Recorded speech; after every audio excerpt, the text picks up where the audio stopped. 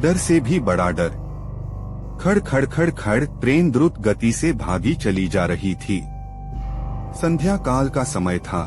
तेज बारिश और बीच बीच में बिजली की चमक वातानुकूलित कोच की खिड़कियों से अपनी उपस्थिति दर्ज करा रही थी। केबिन का एकांत और यह भयावह मौसम मुझ जैसे डरपोक आदमी को और डरा रहा था। थोड़ी देर बाद गाड़ी के पहियों की रफ्तार कम हुई और एक मध्यम से स्टेशन पर गाड़ी रुकी। बारिश इतनी ज्यादा थी कि मैं स्टेशन का नाम नहीं पढ़ पा रहा था।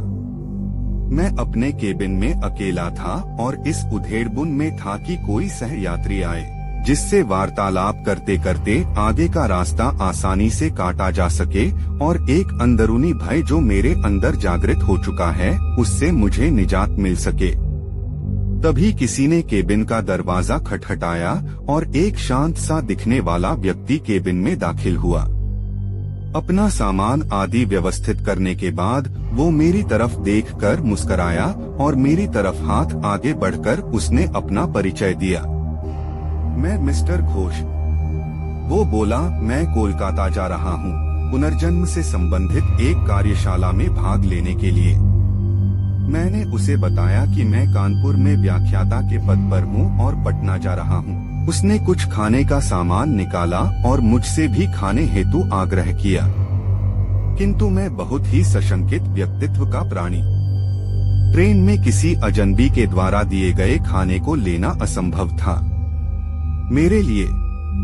मैंने बहुत विनम्रता से उसके आग्रह को ठुकराया। वो भी कम उस्ताद नहीं था, कसकर हंसा और बोला, संशय कर रहे हैं मेरे ऊपर? अभी तो कुछ नहीं, देखिए आगे क्या क्या होता है।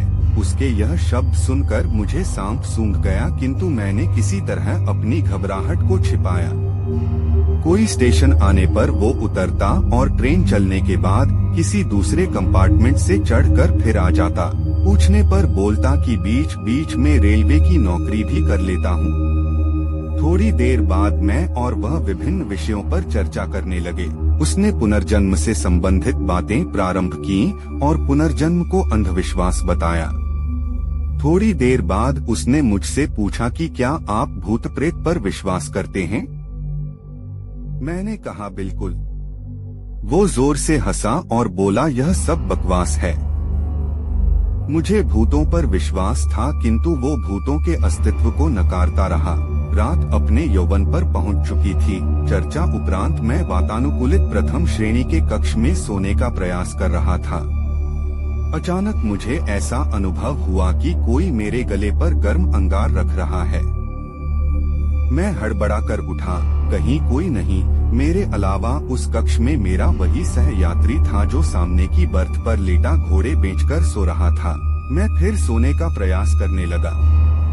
अभी आंख लगी ही थी कि मुझे अपने पेट पर बहुत तेज दबाव और हंसने की तेज आवाज सुनाई दी। मैं घबराकर उठा तो देखा कि सहयात्री बर्थ पर नहीं था। लगभग 1-2 मिनट बाद वो आया और बोला, जनाब सोए नहीं? मैंने अपनी घबराहट रोकते हुए उससे कहा, अभी नींद नहीं आ रही, और मैंने अपने बैग से एक मैगजीन निकाली और पढ़ने का नाटक करने लगा। सहयात्री भी बर्थ पर लेट गया और कुछ देर में उसके खर्राटे केबिन में गूंजने लगे। मैं भी थोड़ा निश्चिंत हुआ और बर्थ पर आंख बंद कर लेट गया। ट्रेन कभी धीमी होती कभी रफ्तार पकड़ लेती, लेकिन मेरे दिल ने अब तेज रफ्तार ही पकड़ रखी थी। भय और घबराहट के कारण लघुशंका की इच्छा अपने आप जीवित हो जाती है और मैं टॉयलेट की तरफ मुड़ जैसे ही मैंने टॉयलेट का दरवाजा खोला, वो सहयात्री मुझे अंदर दिखा और मैं चिल्लाते हुए अपनी बर्थ की तरफ भागा। देखा तो वो सहयात्री इत्मीनान से अपनी बर्थ पर सो रहा है। मैंने घबराहट में उसे जगाया। वो बोला, अरे क्या हुआ? इतना मासूम लग रहा था, वो जैसे कुछ जानता ही ना हो। मैंने कहा, आप यहाँ भी और वहाँ टॉयलेट में भी। वो कुटिलता से हंसा और बोला, मैं कितने रूप में कहीं पर भी रह सकता हूँ। घबराहट के मारे मैं पसीने से तरबतर, बिल्कुल निर्जीव सा खड़ा उसके सामने। वो बोला, तुम्हें भूतों पर विश्वास था ना? तुम्हें तुम्हारे विश्वास का प्रमाण देना था। तुम्हारे जैसे लोगों के कारण ही हम भूत पिशाच लोगों का अस्तित्व है। इतना कहकर वो मेरी आंखों के सामने से अचानक गायब हो गया। मैं डर के मारे अवाक और निर्जीव सा अपनी बर्थ पर बैठा